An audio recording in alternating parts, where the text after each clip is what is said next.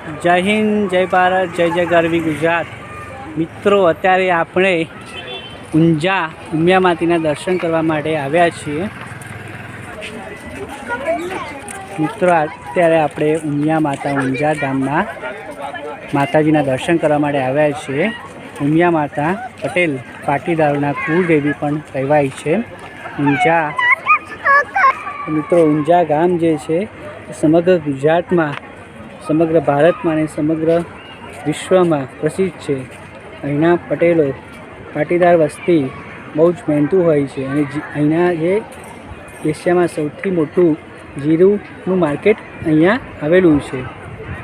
અહીંયા આ બાજુ આપ જોઈ રહ્યા છો એ રીતે અહીંયા વિશાળ ભોજનાલય આવેલું છે, જ્યાં તમને બહુ સરસ મજાનું જમવાનું અહીંયા મળી શકે છે।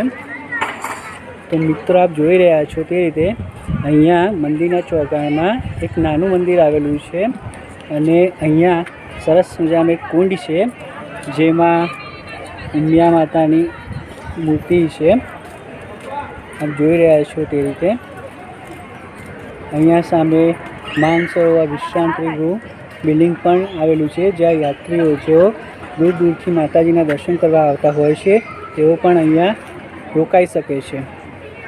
તો મિત્રો, આપ જેવા મંદિરમાં ગેટ બાજુ એન્ટર થાવ છો ત્યાં સામે જ પાર્કિંગની વ્યવસ્થા છે અને અહીંયા પગરખાં મૂકવાની પણ વ્યવસ્થા કરવામાં આવતી હોય છે।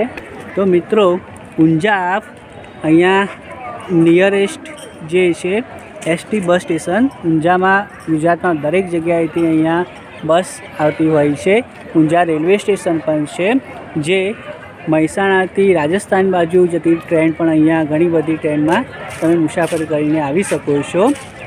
અહીંયા મહેસાણા પાલનપુર રાજસ્થાનનો જે હાઈવે છે તે હાઈવે પર પણ ઊંઝા ગામ આવેલું છે, એટલે હાઈવે પરથી પણ તમે બાય કાર આવી શકો છો અને ગુજરાતમાં તમને બહુ સરસ મજાના હાઈવે મળશે, એટલે કોઈ પણ પ્રકારે તમને કોઈ પણ જગ્યાએ તકલીફ થાય એવું નથી। તો મિત્રો, હવે આપણે માતાજીના દર્શન કરવા માટે જઈ રહ્યા છીએ।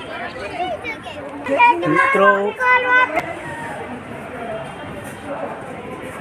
આપ જોઈ રહ્યા છો એ રીતે આપણે મંદિરમાં અહીંયા પ્રવેશ કરી રહ્યા છીએ।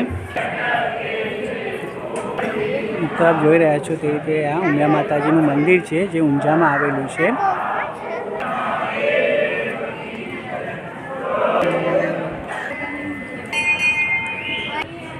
મિત્રો, ઉમિયા માતા મંદિરમાં આ રીતે બહુ સરસ મજાનું વિશાળ ચોગાન બનાવેલું છે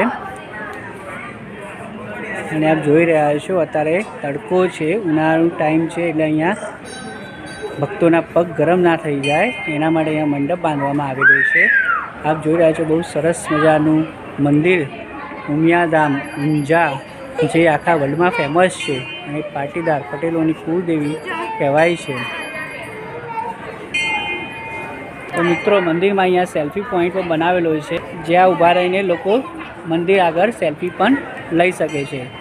ઊંઝામાં જે જીરું મળે છે, જે આખા વિશ્વમાં સૌથી વધારે જીરુંનું ઉત્પાદન થતું હોય તો એ ઊંઝામાં થાય છે।